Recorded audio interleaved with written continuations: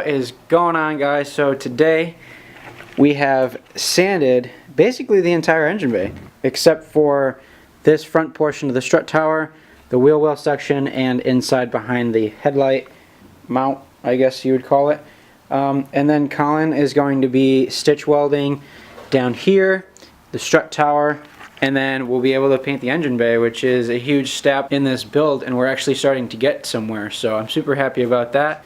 When Colin welded the strut tower, some of the welds actually went through onto this side, so what I did was I took a wire wheel to everything and I spray painted it black, and then I undercoated it with a rubberized coating. As you can see, here are the stitch welds going up the strut tower, and it has the coating on it. Once Colin welds the strut tower and all the surrounding areas, we'll paint it, and then after we paint it, we'll be able to put the front cross member in with all the suspension. And then after that, the machine shop actually reached out to me, and I'll be picking up my block, crank, main caps, and cam, and then we're going to start assembling the block. That's going to be its own separate video though. So I'm going to get back to sanding, which I'm sure you guys don't really want to watch, and then Colin should be here maybe later today, hopefully, and then we'll be able to prime the engine bay.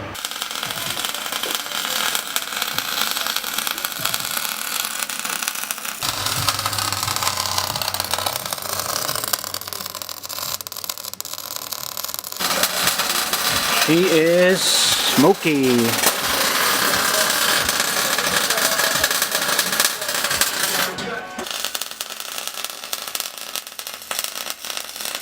So we got the entire engine bay stitch welded. Now all we have to do is scuff up the entire engine bay, and then we'll be able to paint it tomorrow. I do have to go get 2 cans of primer because I don't have any, and then 1 more can of the actual color that we're painting the engine bay.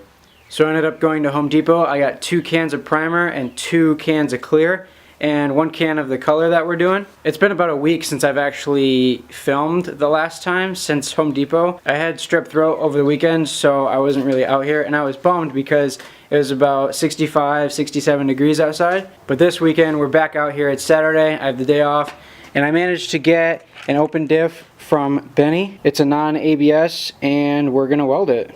So my plan is, once we have the diff welded, we're going to put the cover back on, put some fluid in it, and then we're going to attach it to the subframe, and then we're going to put the subframe in the car and bolt it up.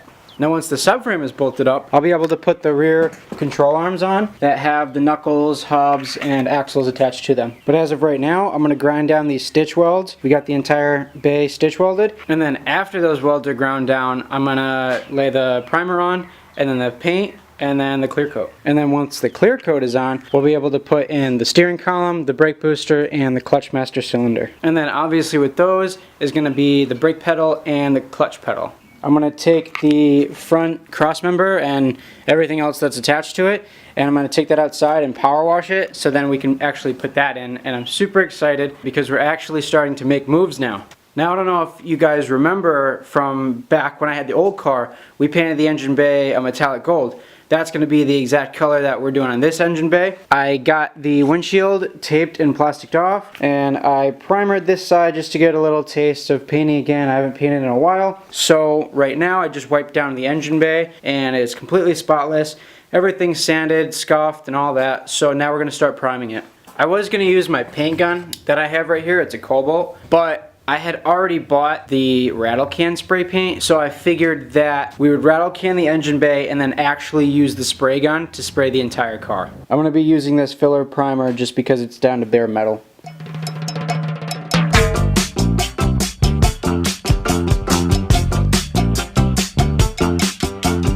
All my friends know the low rider. Well, I should probably be wearing the proper respirator, but I got this thing. We did get the entire engine bay primed. It looks pretty good.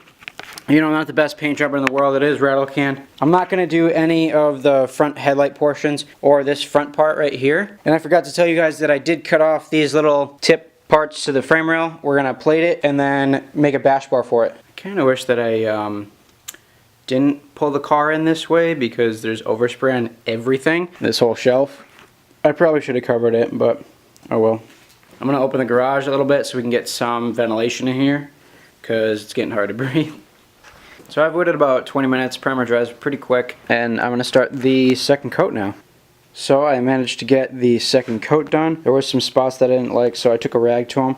Right here, here, and right there. There were runs, and I'm a pet peeve, so I wiped it away, and I'm just gonna primer it again. I'm gonna go get another can of primer tomorrow, because we're actually gonna be painting it the official color for the engine bay, and I'm so excited. So stay tuned for tomorrow, guys. Later.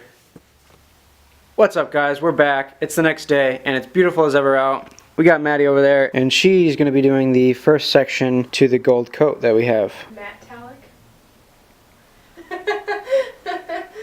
This is the color we went with. It's a metallic paint and primer in one.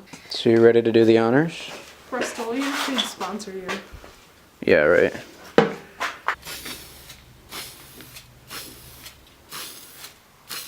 There you go. Do you want me to get down there? No, that's fine. No? Well, I got the first coat done, and it looks pretty good. You know, it is a spray paint job, so it's not going to come out the best. The gold I'm using is a little bit darker of a tint than what we used on the 95 S14 last time. But I actually like this color a lot better. I think it's more of a creamy look to it, and I'm very happy on how it came out so far.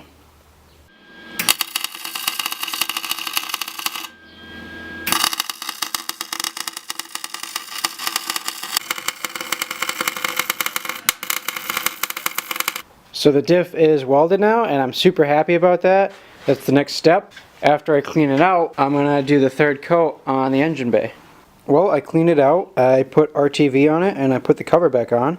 The third coat to the engine bay is fully done, and now I'm gonna clear coat it. I mean, this is basically what the final product is going to be. I'm gonna be doing the clear coat right now, but that doesn't really matter because on camera you guys won't be able to tell the difference.